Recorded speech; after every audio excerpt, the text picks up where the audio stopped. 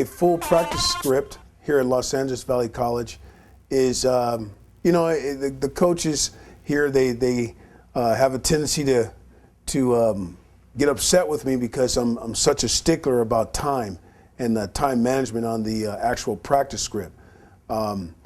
So what I feel is it's helped them so much because after, especially last year, many of my coaches said, "Coach, I can't believe how organized you are," and it's helped me be more organized.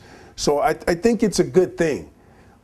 So what I put on the board was something that we kind of do. Hopefully, you will be able to see a diagram, and I can explain it more if you give me a call later or whatever you decide to do.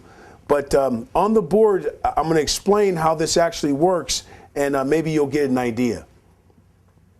First of all, once again, we have a time frame. This is our entire practice, and I took the defense, and the offense has one, and so does special teams, but this is the entire practice.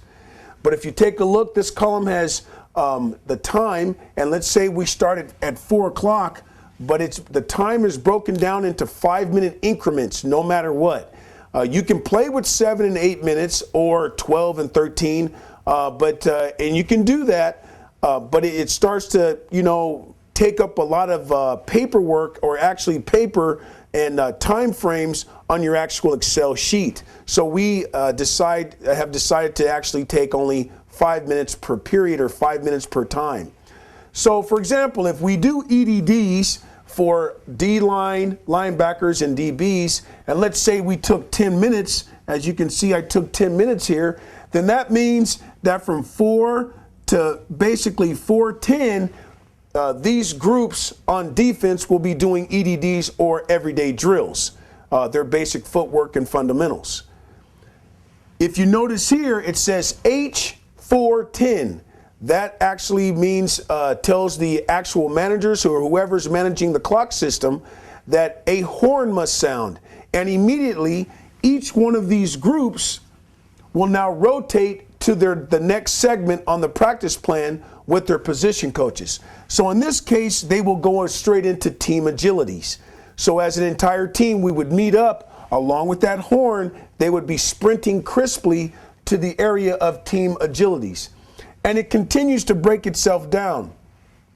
At 4:20, group skelly for each group, so they would hustle up to group skelly. As you notice, once again, it says H420, so they would hear a horn, and then as a group, they would hustle to their position coaches or to the specific area that deals with group skelly.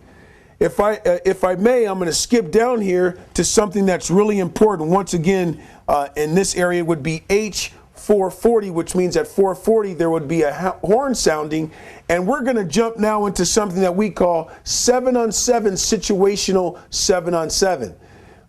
In this case, in this example, the horn and the time is very important because we're trying to get as many reps as we can in this segment. We do 7-on-7, and we will actually bring out the actual chains to see if we can get first downs, and we will actually say, okay, 1st and 10. We may go 5 to 7 plays of all 1st and 10 during that 7-on-7 period.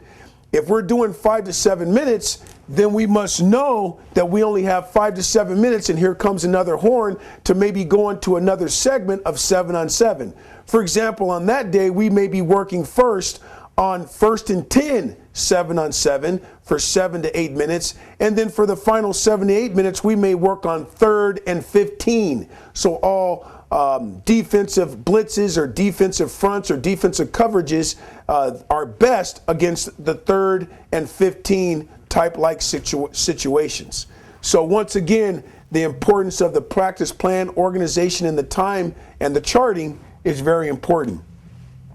And we do the same thing here with game situation, moving the chains, making sure that we have all kinds of different types of game-like situations, whether it's a full game, 1st, 2nd, and 3rd down, or are we working on 3rd down only, 2nd down, and we're going to spend this much time on 2nd down plays, 2nd and long, 1st and 10, and 3rd and long plays.